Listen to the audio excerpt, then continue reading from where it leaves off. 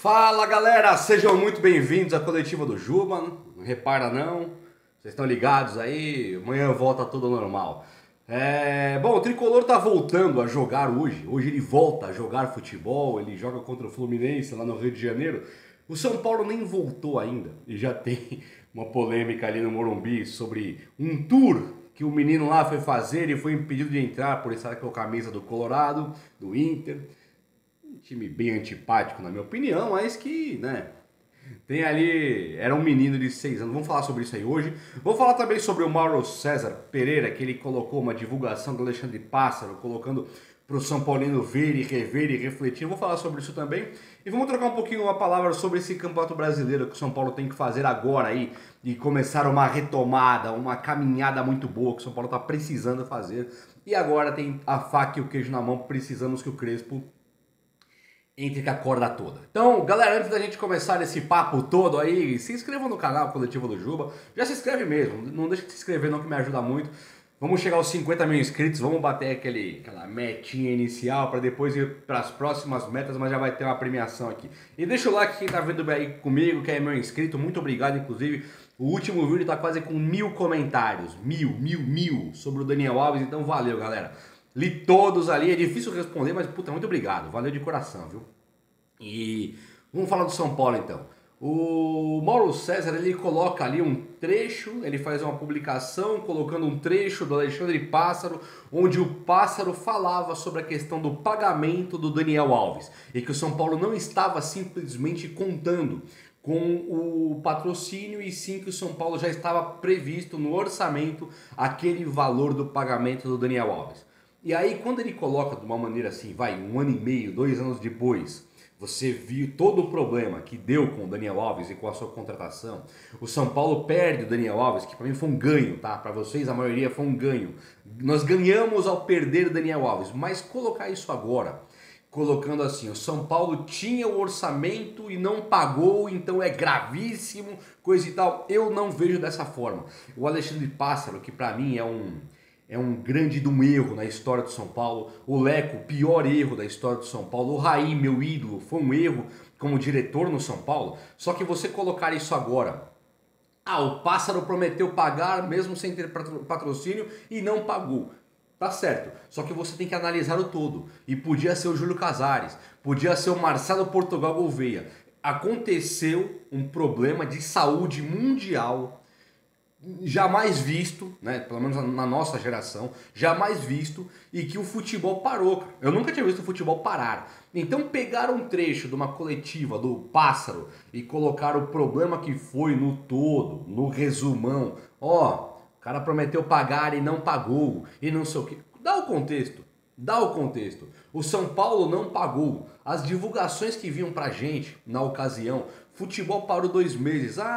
O time perde 100 milhões em receita com a parada do futebol de 4, 5 meses aí. Nós víamos essas matérias. O São Paulo foi um dos que perdeu acho que 90, 100 milhões só por parar, o futebol ter parado naquele momento. Público de estádio parou e não voltou mais. Então o problema é o buraco é mais embaixo. O São Paulo, no ano agora, 2021, que é um ano que tem jogado normalmente, não tem público de estádio, mas tem jogado normalmente, os salários estão em dia.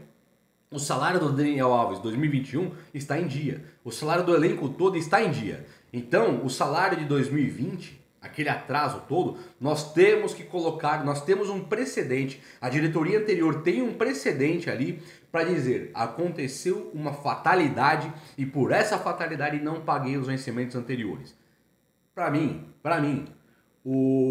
é uma tentativa absurda de sensacionalizar uma coisa e esse ponto especificamente eu tiro da conta da diretoria. O atraso é do Leco, a contratação é horrorosa, é um valor astronômico, é um valor absurdo, é tudo de ruim. Para mim é a pior contratação da história do São Paulo. Mas atribuir a falta de pagamento, colocar somente na conta dos caras e desconsiderar todo o contexto mundial também para mim é sacanagem. Quero que Pássaro, Leco, vocês sabem o que eu quero para eles, né? Se dane. Mas tem que ser falado também.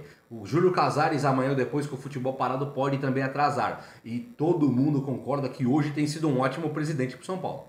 Todo mundo concorda com isso. E se o futebol para de novo por 7 meses? 6 meses, não vai dar um problema de pagamento de salário? Vamos refletir sobre isso aí. Aconteceu aí um fato no Morumbi, no Tour do Morumbi. Vocês conhecem o Tour do Morumbi? Você vai lá e faz o tour lá dentro, vê a sala de troféu. Mó barato tour. E aí uma mulher levou o filhinho, 6 anos, e o menino ele foi impedido de entrar porque estava com a camisa do Inter. O São Paulo tem a regra, tá escrito que não pode entrar com a camisa de clube rival. Aí isso começou a gerar uma baita de uma discussão, uma baita. Então tem gente que diz, é só uma criança. Tem gente que diz, há regras, essas regras têm que ser cumpridas. Tudo isso é verdade. Raramente eu venho aqui num vídeo com uma dúvida do que falar. Hoje, eu tô com a dúvida do que pensar, do que falar.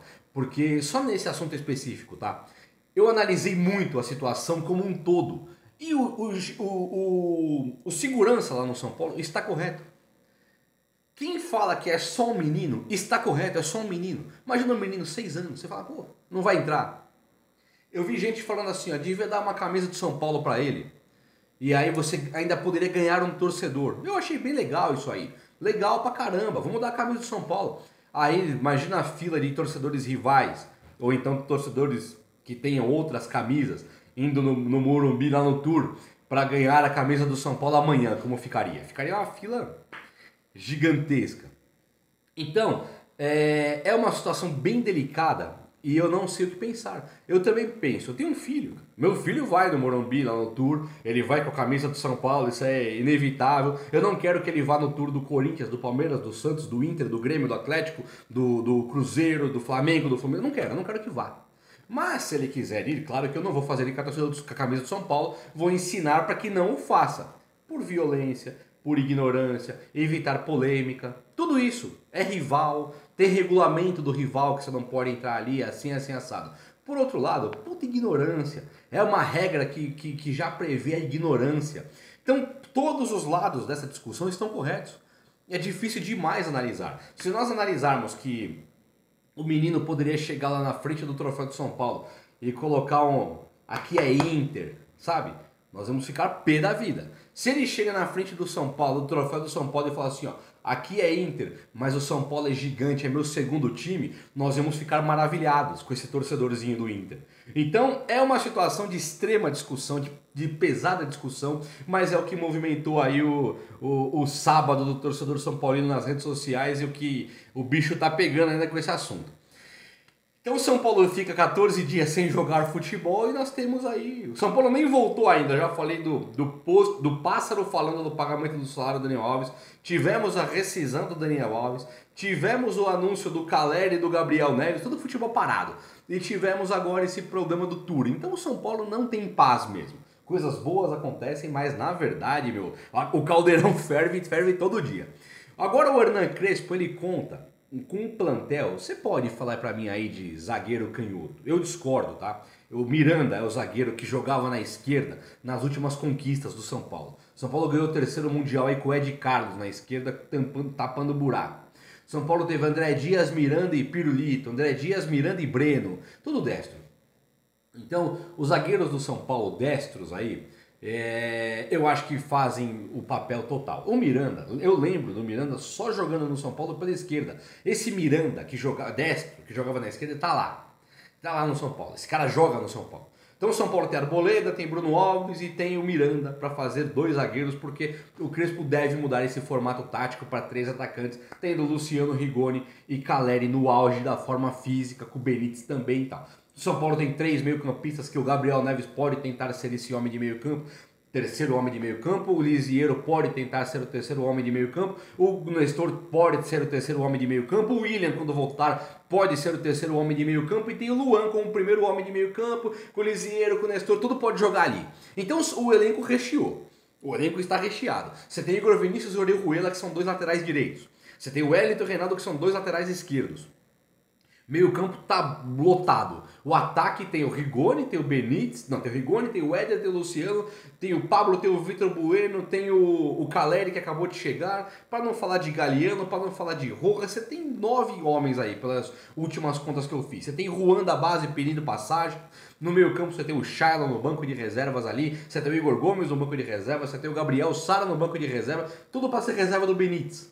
Então o time tem, cara. O time tem. Para mim o Crespo agora precisa diminuir o rodízio, tem que diminuir esse rodízio. O time teve a folga que precisava, teve as férias tão sonhadas do time que precisava, que foi agora, esses 14 dias. Ele tem o problema do departamento médico quase que sanado. O São Paulo já está em campo, voltou quase que totalmente. Tem o William, tem o Marquinhos, tudo o Marquinhos para voltar. O time do São Paulo tem o Arboleda para voltar e o Marquinhos para voltar, que são titulares. O resto já voltou. O resto, o Luciano, o Éder, o Benítez, os caras estão prontos para jogar futebol. Então eu acho que o São Paulo está completo, o Crespo tem que parar com o rodízio agora e tem que ir para cima. Tem que fazer resultado. Não vai cair no Brasileiro. Tem que tentar ganhar todos os jogos. Fazer aquela arrancada gigantesca. Mesmo que perca a Copa do Brasil, essa arrancada gigantesca dá confiança.